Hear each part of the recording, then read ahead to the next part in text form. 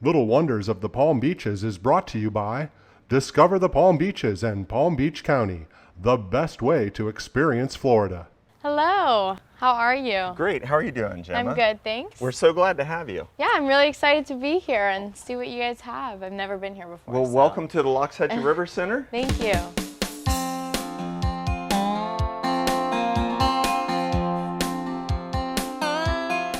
So Gemma, today we're at the River Center over on US 1 in Jupiter, near the Jupiter Inlet.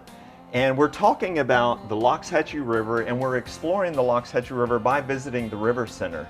The Loxahatchee River is one of 2 national wild and scenic rivers in the whole state. It's a really special place. There are a lot of other great places in the area to go to: environmental education, Bush Wildlife Sanctuary. Of course, you can't visit Jupiter without visiting the lighthouse. I'm sure you've been there. Yes. The Marine Life Center down here. Today we're at the River Center, but we're going to be checking out habitats on the wild and scenic river, the cypress swamps, the mangroves, the seagrasses, and even the coral reefs. All of those habitats we're going to explore right here at the River Center. So you have all of those different habitats inside? The whole point is not everyone can go out and see and experience nature every day and on their own. Right. You can come here and totally check those habitats out inside in a pretty chill environment. Oh my gosh, let's go. Cool. That's really cool.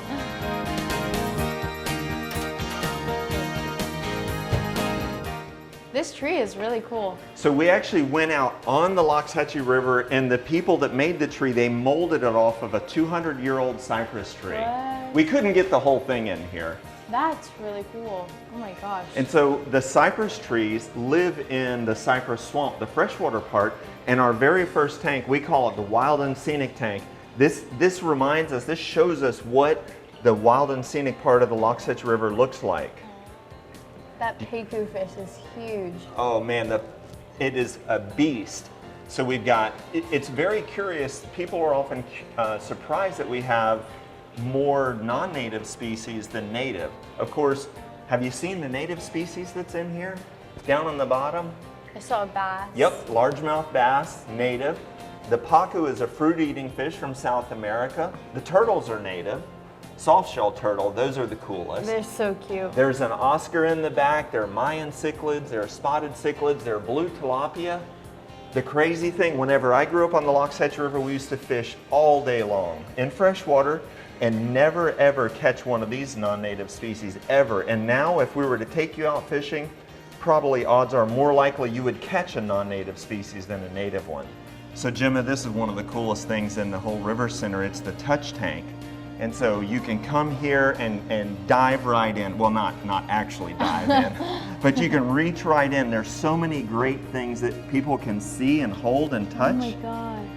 It's so fun for me to get to show people who've never touched a sea urchin. Yeah. Do you know where a sea urchin's mouth is? Isn't it on the bottom? It absolutely is. It's right there. If we look That's so right cool. here on the center, the mouth, you can see him moving the spines. They have all these little tube feet that can come out. You can tell the sea urchins will hold shells on them as decorations, trying to blend in, camouflage of course, and keep from being eaten. Why they do that. That's right, it's camouflage, trying to keep from being eaten. With their tube feet, they'll hold all these shells on it. It's such a fascinating animal. So that's curious, right? You just see it barely a little bit, but Yeah. we know there's something under the sand. And so we're just gonna dig under the sand and see if we can find out who's there. What? That's so, what type of starfish is that? Okay, so this is a 9-armed starfish.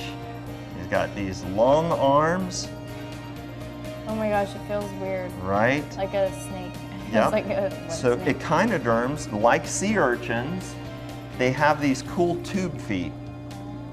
They have tube feet, but they're different on starfish. They're organized down the center of each leg. I'll give you another vocabulary word. This is radial symmetry. People have bilateral, right side and left side are similar, but on starfish, they have radial symmetry. So they're kind of similar to a tire, so That's to cool. speak, right? Okay, so believe it or not, there's something in this touch tank that's related to spiders, and I'll confess, I'm really scared of spiders. I hate too. to I admit don't like that. them. I hate spiders. snakes, alligators, nothing scares Yeah, me. I don't me like too. spiders. But there's this cool animal that I'm totally not scared of, even though it's related to spiders. Let me wash the sand off of them. Everyone wants to hide. What? Do you know what that is? A horseshoe crab. Those are related It to is. spiders? Horseshoe crabs, they're totally related to spiders. If you turn them over, Oh, don't be scared. It's not a spider, it's a horseshoe I know, crab. but I didn't know that and now I don't like it. Oh, you gotta love horseshoe crabs. So horseshoe crabs are so cool. Number one, they have blue blood, which is kind of crazy, but it's true. They have book gills. If you look right here, like fish have gills, right? Normal gills that they breathe through. Horseshoe crabs have book gills. Their gills are like pages in a book and they all flop together and Yeah, that's it how looks- they breathe. I can see that. And if you look closely at their legs, you can actually see that they do resemble a spider. Yeah, I can see They've that. got these crazy eyes right here on top. Oh. They've got the long pointy tail. But this is just a baby horseshoe crab. All right, so check it out. It's a red mangrove. You can see the roots coming down, the prop roots stabilizing the sediment. But they don't only stabilize the sediment, they create area and habitat for other things to grow. In this case, there are sponges, there are tunicates. On the other mangrove we saw, there were oysters. So there are all these other pieces of habitat, barnacles, and then, of course, my favorite, the fish.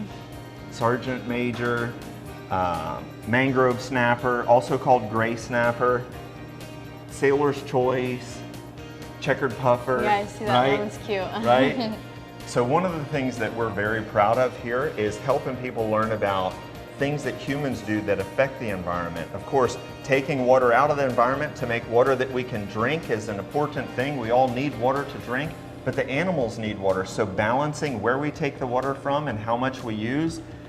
You can see in the house, right? Everyone needs water to do different things, but about half of the water we use is used for irrigation.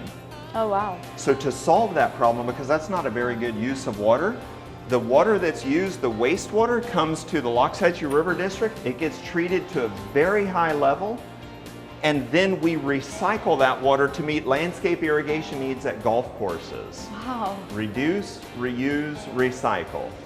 So Jemma, we're getting ready to feed the dock-piling tank, one of my favorite things to do at the River Center. You can see the pompano, the majors, the porgies, everyone's so excited, it's time to eat. So Jocelyn, let's have some food, here it comes. So some silver sides, there's the pompano. It's time to eat, watch the gray snappers coming pretty soon. Here's a big porgy coming in, a jolt head porgy. All right, oh, let's see, hopefully the sharks, look at the yellowtail.